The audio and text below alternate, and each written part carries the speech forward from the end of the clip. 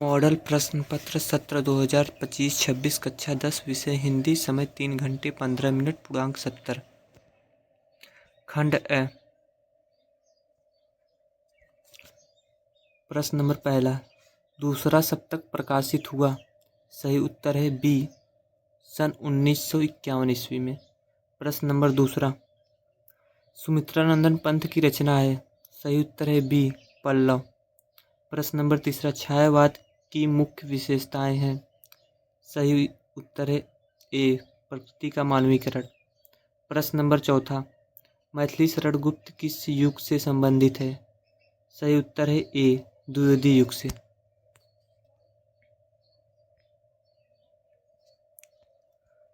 प्रश्न नंबर पांचवा, केशव को कठिन काव्य का प्रेत किसने कहा। सही उत्तर है ए, रामचंद्र शुक्ल ने कहा।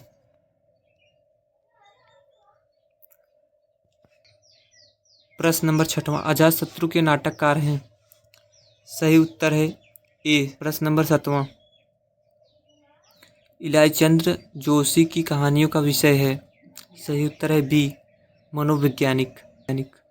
प्रश्न नंबर आठवां, सन 1018 से 1936 ईस्वी तक समय है। सही ऑप्शन है ए, प्रेमचंद्र युग।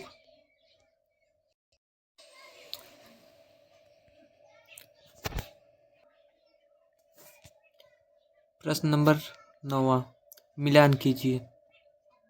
हमारा सही ऑप्शन होगा ए, क ख घ क।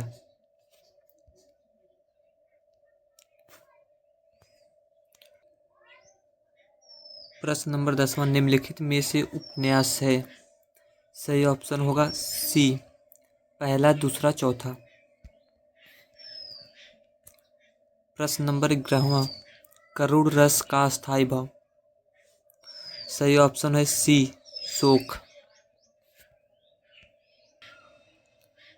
प्रश्न नंबर 12, सोहत ओढ़े पीठ पट श्याम सलोने ने गात मनो नीलमणि शैल पर आतप परियो प्रभात में। उपयुक्त पंक्तियों में कौन सा अलंकार है। सही ऑप्शन है बी, उत्प्रेक्षा अलंकार। प्रश्न नंबर 13, यह एक सममात्रिक छंद है जिसमें 4 चरण होते हैं। प्रत्येक चरण में 11-13 के विराम से 24 मात्राएं होती हैं। किस छंद का लक्षण है। सही ऑप्शन होगा हमारा बी, रोला। प्रश्न नंबर 14, प्रहार शब्द में किस उपसर्ग का प्रयोग किया गया है। सही ऑप्शन होगा ए, प्र।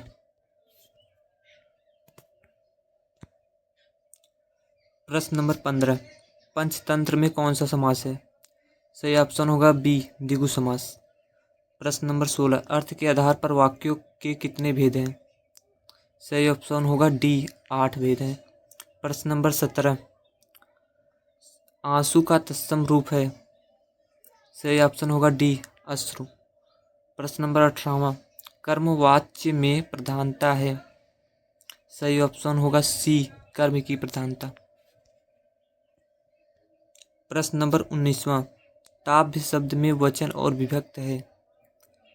सही ऑप्शन होगा डी, चतुर्थी विभक्त बहुवचन। प्रश्न नंबर 20वां, निम्नलिखित शब्दों में सर्वनाम है। हमारा सही ऑप्शन होगा सी, कोई। खंड ब। प्रश्न नंबर पहला, निम्नलिखित गद्यांश पर आधारित 3 प्रश्नों की उत्तर दीजिए, जो कि 6 नंबर में पूछा जाएगा अथवा कर दिया गया है। प्रश्न नंबर दूसरा, निम्नलिखित पद्यांश पर आधारित 3 प्रश्नों के उत्तर दीजिए। ये भी 6 नंबर में पूछा जाएगा अथवा कर दिया गया है।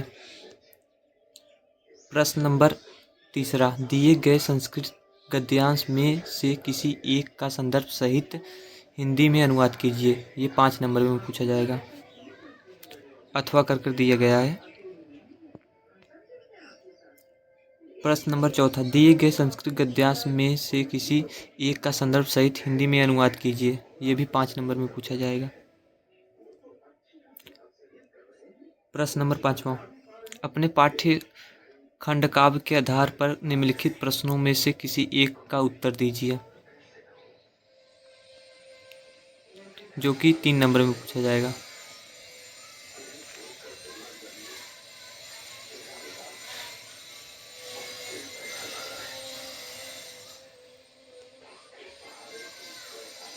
प्रश्न नंबर 6वां का दिए गए लेखकों में से किसी एक का जीवन परिचय देते हुए उनकी प्रमुख रचनाओं का उल्लेख कीजिए। पहला डॉक्टर राजेंद्र प्रसाद, दूसरा रामधारी सिंह दिनकर, तीसरा आचार्य रामचंद्र शुक्ल। अधिकतम शब्द सीमा 80 शब्द। ये 5 नंबर में पूछा जाएगा। खंड ख दिए गए कवियों में से किसी एक का जीवन परिचय देते हुए उनकी एक प्रमुख रचनाओं का उल्लेख कीजिए। पहला बिहारी लाल, दूसरा सूरदास, तीसरा मैथिली शरण गुप्त। अधिकतम शब्द सीमा 80 शब्द। ये 5 नंबर में पूछा जाएगा। प्रश्न नंबर 7वां अपनी पाठ्य पुस्तक से कंठस्थ कोई एक श्लोक लिखिए जो इस प्रश्न पत्र में ना आया हो। ये 2 नंबर में पूछा जाएगा। प्रश्न नंबर 8वां निम्नलिखित में से किन्हीं 2 प्रश्नों का उत्तर संस्कृत में दीजिए। प्रश्न नंबर 9वां निम्नलिखित में से किसी एक विषय पर निबंध लिखिए। पहला पर्यावरण प्रदूषण, दूसरा विज्ञान अभिशाप या वरदान, तीसरा यातायात के नियम, चौथा जनसंख्या लाभ या हानि। अधिकतम शब्द सीमा 200 शब्द। ये 7 नंबर में पूछा जाएगा। प्रश्न नंबर 10वां उत्तर मध्य रेलवे को एक ऐसा शिकायती पत्र लिखिए जिसमें ट्रेन में साफ सफाई और सुविधाएं न उपलब्ध होने का उल्लेख हो। यह 4 नंबर में पूछा जाएगा। अथवा अपने रुचियों का उल्लेख करते हुए अपने मित्र को एक पत्र लिखिए। यह वीडियो अच्छा लगा हो तो इस वीडियो को लाइक और हमारे चैनल को सब्सक्राइब करें।